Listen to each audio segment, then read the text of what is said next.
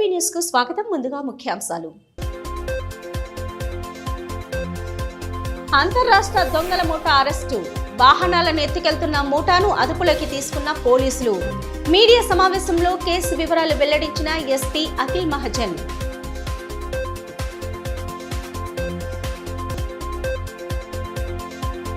దేశ రక్షణలో జవాన్ల త్యాగాలు చిరస్మరణీయం. కార్గిల్ అమరవీరుల దినోత్సవం సందర్భంగా ఘన నివాళి అర్పించిన అదనపు కలెక్టర్. మాతృభూమి సేవలు, సైనికుల త్యాగాల నిరతిని స్మరించుకున్న వివిధ పార్టీల నేతలు, పట్టణ ప్రముఖులు. జిల్లాలో వాహన దొంగతనాలకు పాల్పడుతున్న ముఠాను పోలీసులు పట్టుకున్నారు. మొత్తం 16 మంది నిందితులపై కేసులు నమోదు కాగా 10 మందిని అరెస్టు చేసి 6 మంది పరారీలో ఉన్నారు. నిందితుల వద్ద నుంచి 7 ద్విచక్ర వాహనాలు, 3 ఆటోలు, 1 కారు, 8 మొబైల్ ఫోన్లు, 1 కత్తి, 1500 రూపాయల నగదు స్వాధీనం చేసుకున్నారు. స్వాధీనం చేసుకున్న వాహనాల విలువ దాదాపు 17 లక్షలు ఉంటుందని జిల్లా ఎస్పీ అఖిల్ మహాజన్ తెలిపారు. ఈ మేరకు స్థానిక పోలీస్ హెడ్ క్వార్టర్స్ లో ఏర్పాటు చేసిన మీడియా సమావేశంలో ఆయన వివరాలు వెల్లడించారు. గత కొద్ది నెలలుగా వరంగల్, కరీంనగర్, హైదరాబాద్ ప్రాంతాల్లో దొంగతనాలు చేస్తూ పోలీసులకు చిక్కకుండా తిరుగుతున్న ఈ ముఠా సభ్యులను ప్రత్యేక తనిఖీల ద్వారా పోలీసులు గుర్తించారు. జూలై 25న వాంకిడి చెక్పోస్ట్ వద్ద వాహన తనిఖీల సమయంలో 5 నిందితులను అదుపులోకి తీసుకుని విచారించగా ముఠా కార్యకలాపాలు వెలుగులోకి వచ్చాయి. ముఠాలోని ప్రధాన నిందితులు యాసర్, సోహెల్ వాహన డ్రైవర్లుగా పనిచేస్తూ దొంగతనానికి అనుకూలమైన వాహనాలను గుర్తించి ఇతర సభ్యులతో కలిసి దొంగతనాలు చేసి ఇఫ్తేకార్, అబూ తలహా వద్దకు విక్రయిస్తున్నట్లు తెలిపారు. మిగతా 6 నిందితుల కోసం ప్రత్యేకంగా బృందాలు గాలింపు చర్యలు కొనసాగిస్తున్నాయి. అయితే జిల్లా ప్రజలు తమ వాహనాలను సురక్షిత ప్రదేశాలలో పార్క్ చేయాలని, సీసీటీవీ కెమెరాలు ఏర్పాటు చేసుకోవాలని ఎస్పీ సూచించారు. నంబర్ ప్లేట్ లేకుండా లేదా ట్యాంపరింగ్ చేసిన వాహనాలు నడిపితే కఠిన చర్యలు తీసుకుంటామని హెచ్చరించారు. కవచ్ రీసెంట్గా స్టార్ట్ చేశాము.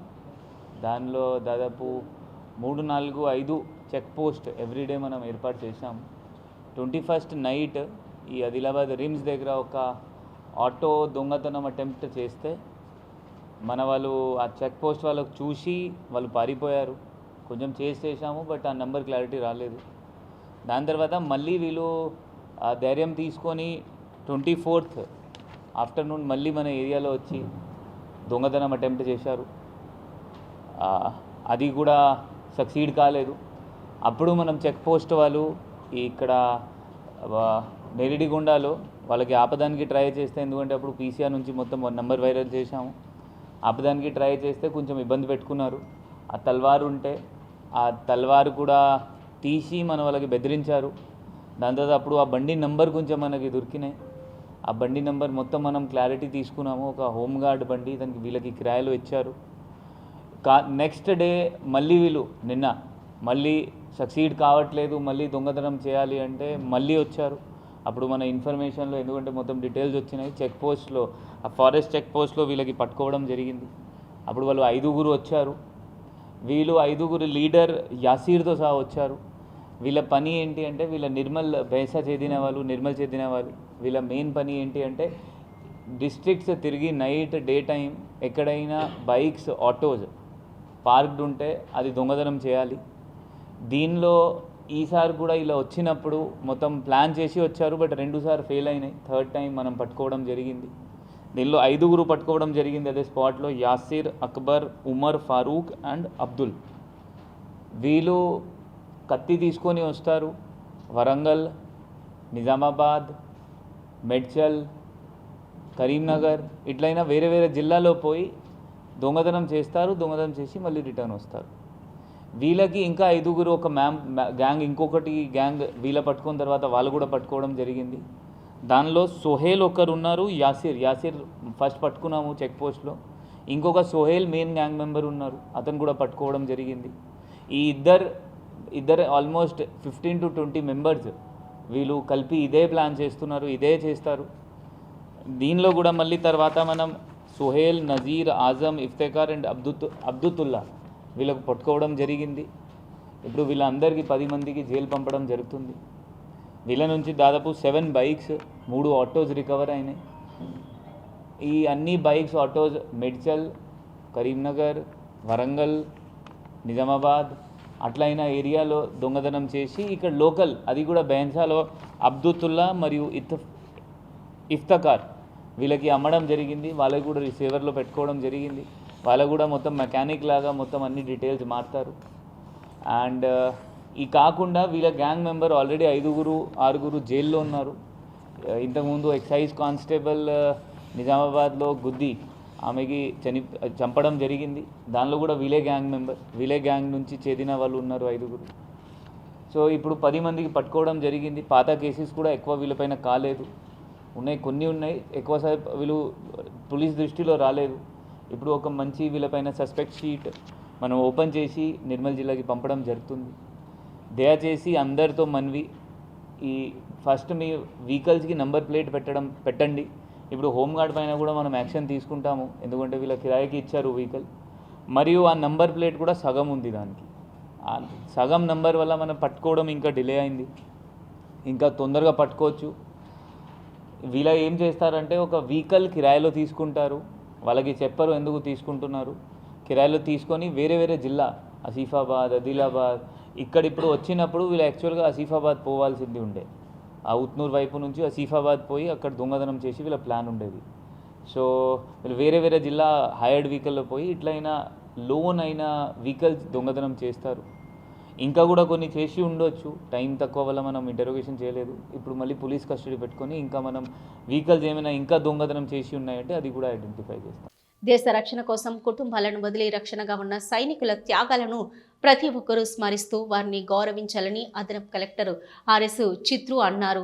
ఆదివారం కార్గిల్ విజయ్ దివస్ ను పురస్కరించుకుని మున్సిపల్ కార్యాలయం ఆవరణలో కార్గిల్ అమరవీరుల స్తూపానికి నివాళులర్పించారు. ఇక ఎన్సీసీ క్యాడెట్లు అదనపు కలెక్టర్ మున్సిపల్ చైర్పర్సన్ బండారి అనుషకు స్వాగతించగా స్తూపానికి పుష్పాంజలి సమర్పించారు. ఈ కార్యక్రమంలో 1 టౌన్ సిఐ సునీల్ కుమార్, సనాతన హిందూ ఉత్సవ సమితి అధ్యక్షుడు ప్రమోద్ ఖత్రి, మాజీ సైనికుల సంక్షేమ సంఘం అధ్యక్షుడు శంకర్ దాస్, ఎన్సీసీ అధికారులు, క్యాడెట్లు, కౌన్సిలర్లు తదితరులు ఉన్నారు.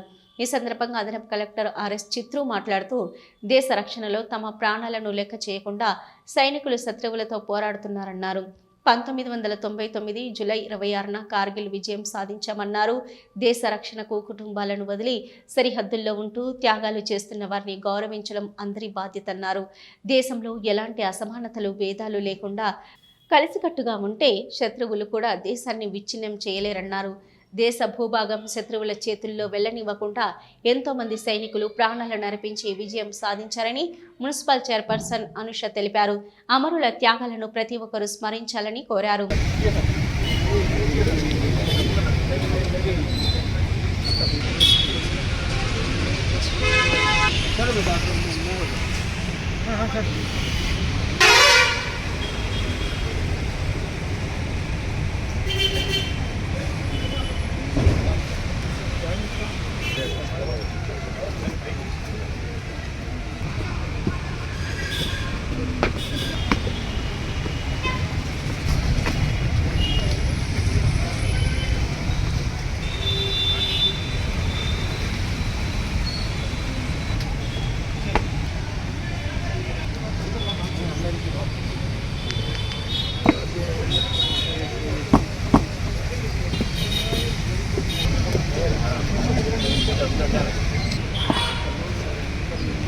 భారత్ మాతా కీ జై. ఈరోజు కార్గిల్ విజయ దినోత్సవ సందర్భంగా ఇక్కడికి విచ్చేసిన మీడియా మిత్రులకు కావచ్చు, అలాగే అడిషనల్ కలెక్టర్ కావచ్చు, మిగతా ఆర్మీ సిబ్బంది ప్రతి ఒక్కరికి నా యొక్క నమస్కారాలు తెలియజేస్తూ, ఏదైతే 1996లో జరిగిన కార్గిల్ యుద్ధంలో అంటే మన భారత సైన్యం అసాధారణ పరిస్థితుల్లో కూడా పోరాడి మన భారత భూభాగాన్ని సంపాదించుకున్న ఈ జూలై 26 ఎవ్రీ ఇయర్ జూలై 26న మనం విజయ్ దివస్గా జరుపుకుంటున్నాము.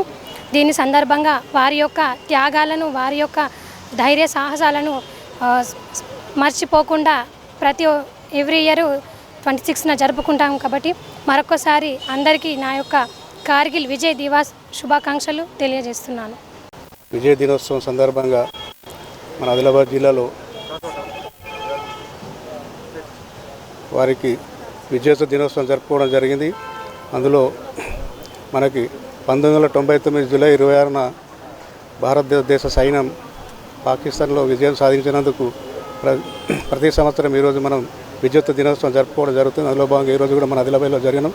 దానికి మనమందరం విజయానికి సంతోషం పలుకుతూ ముగిస్తున్నాను. అటు బీజేపీ ఆధ్వర్యంలో కార్గిల్ విజయ్ దివాస్ను పురస్కరించుకొని అమర సైనికులను ఘనంగా నివాళులర్పించారు. ఆదివారం మున్సిపల్ కార్యాలయం ఆవరణలో కార్గిల్ అమరవీరుల స్తూపం వద్ద నివాళులర్పించారు. అమరుల త్యాగాలను స్మరిస్తూ పుష్పాంజలి సమర్పించారు. ఈ కార్యక్రమంలో బీజేపీ జిల్లా అధ్యక్షుడు బ్రహ్మానంద్, నాయకులు గంట జీవన్, దినేష్, మఠోలియా, జోగు రవి, రాకేష్ తదితరులు ఉన్నారు. కార్గిల్ విజయ్ దివస్ సందర్భంగా దేశ సేవలో అమరులైన అమర జవాన్లకు భారతీయ జనతా పార్టీ తరఫున ఈరోజు మా భారతీయ జనతా పార్టీ నాయకులందరితో కలిసి వారికి నివాళులు అర్పించడం జరిగింది. ఆ రోజు 1990లో జరిగిన యుద్ధంలో దాదాపు 527 మంది జవాన్లు అమరులై ఈరోజు మన దేశానికి ఇలా మనం ఇంత స్వచ్ఛందంగా ఇంత స్వేచ్ఛగా మనం గాలి పీలుస్తున్నామంటే ఈరోజు భారత సైన్యం మనకు రక్షణకు ఉన్నది కాబట్టి ఇంత మంచి వాతావరణంలో మనం వస్తున్నాం. కాబట్టి ఈ దేశంలో నివసిస్తున్న ప్రజలందరికీ నేను చెప్తున్నా, ఈరోజు వారిని స్మరించుకోవడం మన బాధ్యత. కాబట్టి వారు ఉన్నారు కాబట్టే ఈరోజు మనము సుఖశాంతులతో బతుకుతున్నామని ఈ సందర్భంగా మీ అందరికీ తెలియజేస్తూ మరొక్కసారి ఈరోజు అమరులైన జవాన్లందరికీ భారతీయ జనతా పార్టీ తరఫున విద్యార్థుల ఉద్యమాన్ని అవమానించినందుకు ప్రధాని నరేంద్ర మోదీ క్షమాపణ చెప్పాలని జిల్లా కాంగ్రెస్ అధికార ప్రతినిధి బాలూరి గోవర్ధన్ రెడ్డి డిమాండ్ చేశారు. ఆదివారం జిల్లా కాంగ్రెస్ కార్యాలయంలో నిర్వహించిన మీడియా సమావేశంలో ఆయన మాట్లాడారు. నీట్ పేపర్ లీకేజీపై ఉద్యమిస్తున్న విద్యార్థులను అభినందించారు. పేపర్ లీకేజీ కారణంగా ఆత్మహత్య చేసుకున్న విద్యార్థుల కుటుంబాలకు 1 కోటి రూపాయల పరిహారం ఇవ్వాలని, ఎన్టీఏను రద్దు చేయాలన్నారు. జంతర్ మంతర్ వద్ద విద్యార్థులపై లాఠీ చార్జీని ఖండిస్తూ బీజేపీ నాయకులు క్షమాపణ చెప్పాలని అన్నారు. ఈ సమావేశంలో కాంగ్రెస్ నేతలు బీసర్ బాషా, గౌలి సంజీవ్ కుమార్ తదితరులు పాల్గొన్నారు. మే 3వ తేదీ నాడు నీట్ పేపర్ లీకేజ్ అయిన తర్వాత ఎగ్జామ్ని రద్దు చేసిన తర్వాత చాలా కాలం నుంచి విద్యార్థులు ఆందోళన చేస్తూ ఉన్నారు. కానీ దాదాపు నెలపాటు ఎటువంటి రెస్పాన్స్ ఇవ్వకుండా ఏ విధంగానూ స్పందించకపోవడం వల్ల విద్యార్థులు ఆందోళన చేస్తున్నటువంటి విషయాన్ని మనమంతా కూడా గమనించాం. మరి విద్యార్థులకు మద్దతుగా దాదాపు ఈ దేశంలో ఉన్నటువంటి అన్ని ప్రతిపక్ష పార్టీలు మద్దతు తెలపడం కూడా జరిగింది. ఈరోజు ధర్మేంద్ర ప్రధాన్ గారి ఇస్తీఫా నిన్న ఇవ్వడం అనేది జరిగింది. అది భారతదేశంలో ఉన్నటువంటి విద్యార్థి లోకం యొక్క నైతిక విజయం అని చెప్పి నేను భావిస్తూ ఉన్నాను. ఎందుకంటే ప్రపంచ దేశాలలో మనమంతా కూడా చూసాం, విద్యార్థులతో కావచ్చు, యువతతో కావచ్చు పెట్టుకున్నటువంటి ఏ ప్రభుత్వం మనగడ సాధించలేదు. పక్కనే మన దేశం ఉన్నది బంగ్లాదేశ్ చూసాం, నేపాల్ చూసాం, గతంలో ఫ్రాన్స్లో చూసాం, గ్రీస్లో చూసాం. ఎక్కడ కూడా అంటే దాదాపు శ్రీలంకలో కూడా ఇదే విధంగా మరి విద్యార్థి ఉద్యమాలకు తట్టుకోలేక ప్రభుత్వాలే కూలిపోయినటువంటి విషయాన్ని మనమంతా కూడా గమనించాం. అందుకని చెప్పి మరి ధర్మేంద్ర ప్రధాన్ గారు ఆలస్యంగానైనా రాజీనామా చేసి ఈరోజు మరి వారు రాజీనామా చేయడం అనేది జరిగింది. మరి గతంలోనే మేము పేపర్ లీక్ అయినప్పుడు మేము ఇక్కడ ప్రెస్ మీట్ పెట్టి చెప్పడం జరిగింది. 22 లక్షల మంది విద్యార్థులు ఎవరైతే ఈ నీట్ పేపర్కు ఈ ఎంట్రన్స్ టెస్ట్కు ఎవరైతే ప్రిపేర్ అయినారో వాళ్ళ యొక్క మనోభావాలను దెబ్బతీసే విధంగా ఉంది. మరి ప్రభుత్వం ఖచ్చితంగా ఎవరైతే దాంట్లో ఉన్నటువంటి ఎవరైతే ఆ మినిస్ట్రీకి సంబంధించినటువంటి వ్యక్తులు ఎవరైతే ఉంటారో సిబిఐ ఏదైతే ఎంక్వైరీ జరుగుతుందో దాంట్లో నిష్పక్షపాతంగా పనిచేసే అవకాశం ఉండదు. అందుకని చెప్పి మంత్రి గారు రాజీనామా చేయాలని చెప్పి ఆ రోజు మేమంతా కూడా డిమాండ్ చేయడం జరిగింది. ఈరోజు మనం చూసాం, రాహుల్ గాంధీ గారి మెరుపు ప్రధానమంత్రి ఇల్లు ముట్టడి కావచ్చు, లేకపోతే సమాజ్వాదీ పార్టీ నాయకుల యొక్క మద్దతు కావచ్చు, ఆ పార్టీల యొక్క మద్దతు కావచ్చు, లేకపోతే విద్యార్థి సంఘాలు, కుల సంఘాలు, రైతులు దాదాపు అందరూ కూడా మరి జంతర్ మంతర్ చేరుకోవడం జరిగింది. అందుకని చెప్పి మొట్టమొదటిసారి భారతదేశంలో 12 సంవత్సరాలు అహంకారపూరితంగా ప్రభుత్వాన్ని నడుపుతున్నటువంటి మోదీ గారి మెడల్ ఎవరైనా వంచారంటే అది ఈరోజు విద్యార్థులు అని చెప్పి మనం చెప్పుకోవచ్చు. బ్యాంకుల వద్ద నగదు డ్రా చేసిన వారిని లక్ష్యంగా చేసుకుని స్కూటీలు, కార్ల డిక్కీలు పగలగొట్టి నగదు చోరీలకు పాల్పడుతున్న అంతర్రాష్ట్ర దొంగల ముఠా ప్రధాన నిందితుడు శంకర్ను జిల్లా పోలీసులు అరెస్టు చేశారు. ఈ ముఠాపై ఇప్పటివరకు తెలంగాణ, ఆంధ్రప్రదేశ్, మహారాష్ట్ర, కర్ణాటక రాష్ట్రాల్లో 22 కేసులు నమోదయ్యాయి. ఈ మేరకు శనివారం ఏర్పాటు చేసిన మీడియా సమావేశంలో ఎస్పీ అఖిల్ మహాజన్ పాల్గొని కేసు వివరాలను తెలియజేశారు.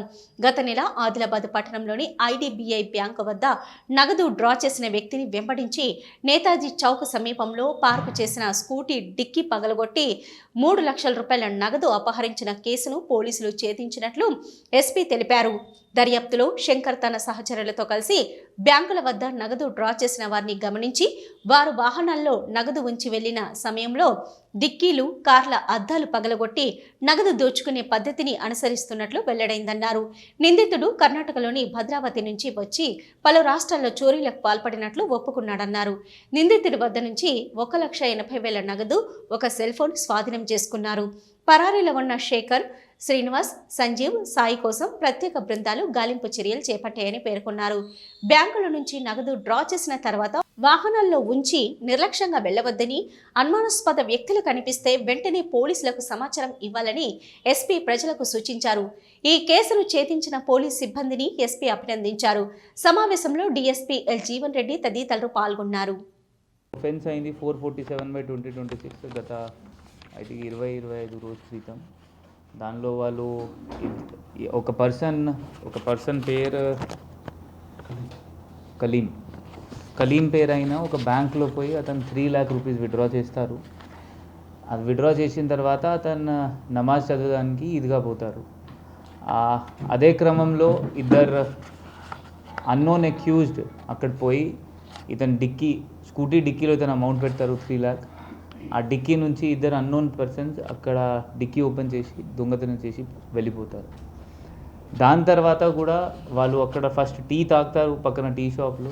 దాని తర్వాత దొంగతనం చేస్తారు. వాళ్ళు ఫస్ట్ ట్రై చేస్తారు, బట్ అక్కడ చుట్టుపక్కల వాళ్ళు కూడా అంత అబ్జర్వ్ చేయలేదు. మనం ఇద్దరికి ఐడెంటిఫై చేసి వాళ్ళకి శివమోగా జిల్లా కర్ణాటక నుంచి పట్టుకొచ్చాము. శివమోగాలో ఒక భద్రావతి ఒక ప్లేస్ ఉంటుంది. ఆ భద్రావతి చెందిన వాళ్ళు ఇద్దరు ఇక్కడ వచ్చారు. ఒక person Shankar son of Lakshman, ఇంకొకరు శేఖర్ వచ్చారు. ఇతను సార్ శేఖర్ ఎక్స్పాండింగ్ ఉన్నారు. ఇంకా శంకర్ సన్ ఆఫ్ లక్ష్మణ్ ఇతను దాదాపు ఇప్పుడు పట్టుకున్న తర్వాత ఈరోజు ఇతనికి పట్టుకోవడం జరిగింది. పట్టుకున్న తర్వాత ఇతను దాదాపు 23 ఇట్లైన ఒఫెన్సెస్ ఇతను ఒప్పుకున్నారు.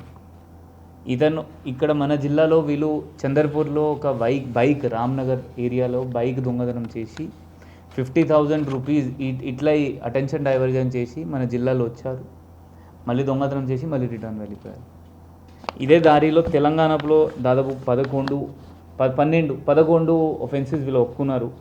నేతాజీ చౌక్ మన ఏరియాలో, హైదరాబాద్లో 4 ఒఫెన్సెస్ వీళ్ళు ఒప్పుకున్నారు. వరంగల్లో 1 ఒప్పుకున్నారు. నిజామాబాద్లో 2,60,000 ఒక కార్ డిక్కీ పగలగొట్టి దాని నుంచి 2 lakhs తీసుకొని పోయారు. బైన్సాలో 3 ఒఫెన్సెస్ ఒప్పుకున్నారు. కరీంనగర్లో 1 ఒఫెన్స్ ఒప్పుకున్నారు. అట్లా ఆంధ్రప్రదేశ్లో విజయవాడ, విశాఖపట్నం, మహారాష్ట్రలో ఔరంగాబాద్, చందర్పూర్ జిల్లా, నాసిక్ జిల్లా, పాండ్రాకోడ, కర్ణాటకలో బెంగళూరు, బళ్ళారి అండ్ రాయచూర్ ఈ ఒఫెన్సెస్ వీళ్ళు ఒప్పుకున్నారు. ఇప్పుడు వీళ్ళు పట్టుకోవడం జరిగింది. దీనిలో మనం అంటే పట్టుకోవడం తర్వాత వీళ్ళు చెప్పింది ఏంటి అంటే అక్కడ ఈ శివమోగా భద్రావతిలో ఇట్లైన ఒఫెన్సెస్ చేసిన వాళ్ళు చాలామంది ఉన్నారు. అక్కడ ఎస్పీ గారు కూడా అక్కడ చెప్పడం జరిగింది. ఎస్పీ గారు అక్కడ నా బ్యాచ్మేట్ నిఖిల్ అతను కూడా చెప్పడం జరిగింది. అతను కూడా మొత్తం సపోర్ట్ చేశారు. ఇప్పుడు అందరికీ చెప్పేది ఏంటి అంటే మీరు దయచేసి బ్యాంక్ నుంచి ఎప్పుడైనా క్యాష్ తీసుకొస్తారు కొంచెం జాగ్రత్త ఉండాలి. ఇతను చెప్పేది ఈ ఎంఓ ఇతని ఫ్రెండ్స్ 4-5 ఫ్రెండ్స్ ఉంటారు. వీళ్ళ ఇదే ఎంఓ ఉంది. వీళ్ళది బ్యాంక్ నుంచి ఎవరు విత్డ్రా చేస్తారు వాళ్ళకి ఫాలో చేసి డిక్కీ నుంచి డబ్బు గుంజుకోవడం, లేకపోతే ఆ గ్లాస్ పగలగొట్టి దాని నుంచి డబ్బు తీసుకుపోవడం వాళ్ళ అలవాటు. ఎంఓ వాళ్ళ మూడో చెప్పరండి. సో అందువల్ల కొంచెం అలర్ట్ ఉంటే, మనం జాగ్రత్త ఉంటే ఇట్లైన ఒఫెన్సెస్ మనతో జరగరు. నెక్స్ట్ వీళ్ళకి కూడా మనం సీసీటీవీ వల్ల పట్టుకోవడం జరిగింది. అందువల్ల ఎంత ఎక్కువ సీసీటీవీ కెమెరాస్ పెడితే అంత బాగుంటుంది. నీట్ పేపర్ లీకేజీపై విద్యార్థులు చేస్తున్న పోరాటానికి మద్దతుగా శనివారం కాంగ్రెస్ పార్టీ ఆధ్వర్యంలో నిరసన ర్యాలీ చేపట్టారు. స్థానిక గ్రంథాలయం నుంచి అంబేద్కర్ చౌక్ వరకు కొవ్వొత్తులను చేతపట్టుకుని నేతలు ర్యాలీలో పాల్గొన్నారు. అనంతరం కేంద్రానికి వ్యతిరేకంగా పెద్ద ఎత్తున నినాదాలు చేస్తూ హోరెత్తించారు. నీట్ పేపర్ లీకేజీలో బాధ్యులపై కఠినంగా చర్యలు తీసుకోవాలని డిమాండ్ చేశారు. నిరసనలో Congress assembly incharge Kandi Srinivasa Reddy, market committee chairman Boranchu Srikanth Reddy, గ్రంథాలయ చైర్మన్ మల్లిపూల నరసయ్య, మాజీ డీసీసీ అధ్యక్షులు సాజిద్ ఖాన్ తదితరులు పాల్గొన్నారు.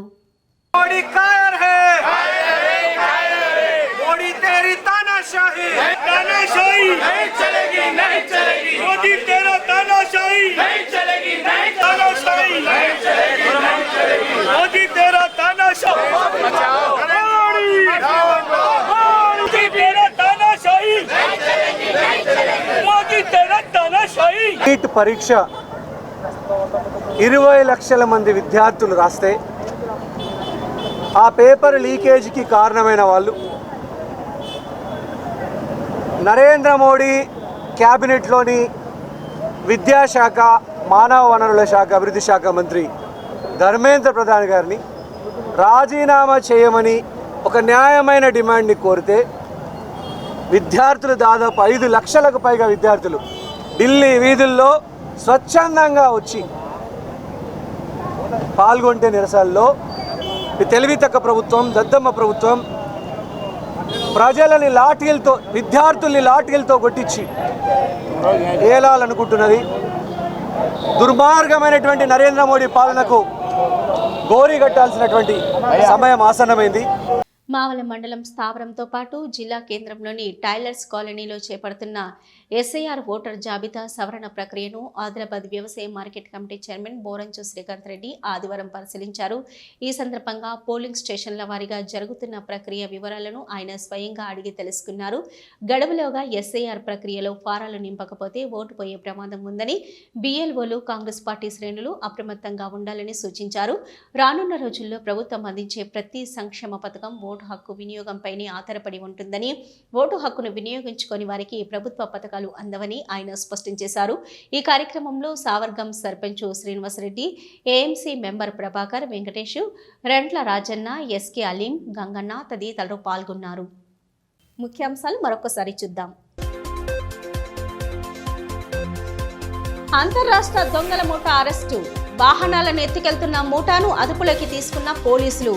మీడియా సమావేశంలో కేసు వివరాలు వెల్లడించిన ఎస్పీ అఖిల్ మహాజన్.